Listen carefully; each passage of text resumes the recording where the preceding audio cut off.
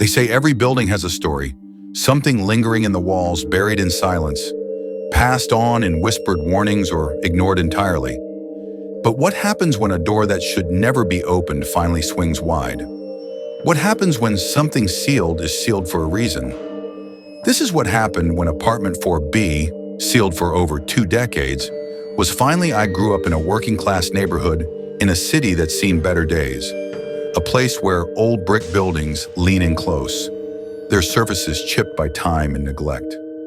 Our apartment building was one of the oldest on the block, a creaky walk-up with faded plaster, stairs worn down like old teeth, and hall lights that flickered as if they were breathing. In a place like that, you get used to the little quirks, the occasional bang in the walls, the stray cat from the second floor that would never pass a certain spot on the third floor. You chalk them up to old wiring, faulty plumbing, or simply the building settling. But apartment 4B was different. It sat directly across from our apartment on the 4th floor, locked tight with a rusted padlock that looked older than me, sealed for over 20 years. When my dad asked the old landlord about it, the reply was cold and firm. "That apartment is my business. I don't keep it locked to rent it out. You mind yours." And just like that, the subject was. But 4B was never just an empty room. At night, it became alive with sounds. Sometimes there was a soft scratching, as if nails were dragging across old wood. Other times, low murmurs slipped through the locked door. Voices too faint, yet too distinct to ignore. And then there was the hum, a low, deep vibration that made itself felt in your chest. The chill in front of that door was constant. Even in the height of summer, stepping near it felt like walking into a pocket of frozen air. My mom would sprinkle salt by our door and whisper prayers when the noises grew too loud.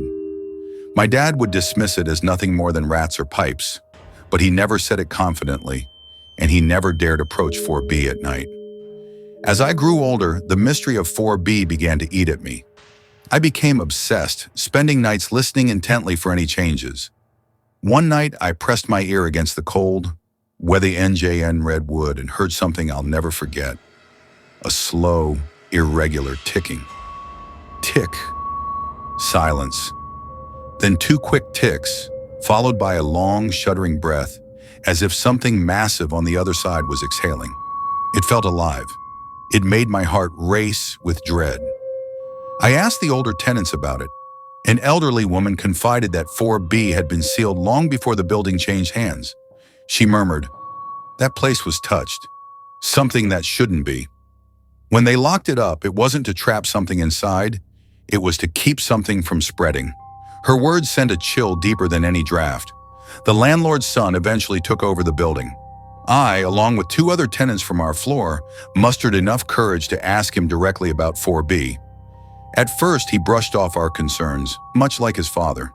But as we detailed the strange sounds, the biting cold by the door, and the unsettling experiences we'd all endured, his face went pale. Leaning in, he whispered, "My father made me swear never to open it, never to rent it out. He said it wasn't an apartment, it was a connection to something else, something very old and very wrong." His eyes told me he was terrified, even if he couldn't put his fear into words. Yet desperation is a powerful motivator. The building needed repairs, and money was tight. Despite the warnings, the idea of finally opening 4B had begun to take root. On a Friday afternoon, the decision was made. The landlord brought in a handyman, a burly man equipped with a crowbar and a power drill. I watched from behind my curtains as they approached the infamous door. The sound of the drill grinding against the rusted padlock echoed through the stairwell, like a piercing scream through the building's old bones. After several minutes of relentless drilling, there was a sudden, ominous crack. The padlock shattered and clattered to the floor. The door was pushed open slowly, revealing a narrow 6-inch gap. And then, the world fell silent. The usual sounds of the city, the hum of distant traffic, even the faint buzz of the refrigerator in our apartment. All of it ceased. In its place, the air grew dense with an unnatural cold. The hallway lights began to dim, as if the very energy of the room was being drained away. From that tiny opening, a strange phenomenon emerged. Fine black ash began to drift out. It wasn't smoke or dust, but something far more chilling. And then came the sound, a singular, deep, sorrowful sigh. It was as if the breath of a dying universe had escaped, carrying with it the despair of countless lost stars. The handyman screamed, dropping his tools as he bolted down the stairs. The landlord stood frozen, eyes wide with terror, and Das was in a voice barely audible. It's not an apartment. It's the end. The end of everything. I slammed my door, heart pounding, and retreated to the safety of my room. After what felt like an eternity, I summoned the courage to step out. The hallway was dim and eerie, the only sound the echo of my own footsteps. I found the landlord still standing by 4B, his clothes stained with that cold black ash. I asked him in a terrifying whisper, "What is in there?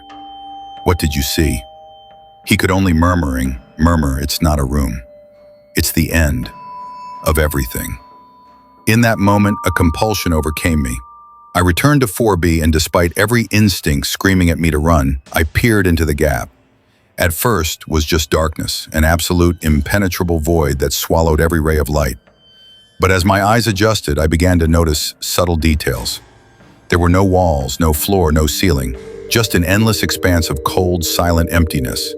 And within that void, scattered like distant dying stars, were tiny pinpricks of light. I watched, horrified, as one by one they faded, dimmed like candles guttering in a cold wind, until there was nothing left but utter, suffocating black. That moment shattered something inside me. It wasn't a monster or even an angry spirit. It was the pure, unadulterated concept of an ending, a cosmic void where all existence could fade into. I ran. I gathered a few essentials, grabbed my bag, and left the apartment, the building, the neighborhood, without a backward glance. I rode bus after bus until my legs gave way, until the night swallowed me whole. Now I sit in a motel room, hundreds of miles away, with bright lights and noisy televisions trying to drown out the silence. Yet when the quiet descends, when I close my eyes, I see it. That void, that endless, final nothingness. I am haunted by the knowledge of what lies behind that door, a window into the end of everything, a glimpse of oblivion that no human mind should bear. I do not know if the landlord ever closed 4B, if the ash continues to spread, or if anyone else will ever survive what was unleashed that day. I only know this. If you live in an old building and you notice a door long sealed and shunned, do not give it to curiosity. Do not open it. Because some doors, once opened, show us truths we can never unsee. They reveal the cold, silent fate waiting for us all. Remember, curiosity may kill, but some truths can shatter your soul. This has been my story. Serious. A warning. If you ever hear whispering whispers from a locked door, or feel a chill where there should be none, run, walk away. For once you've looked behind that door, nothing is the same. Stay safe. And remember, sometimes it's better not to know.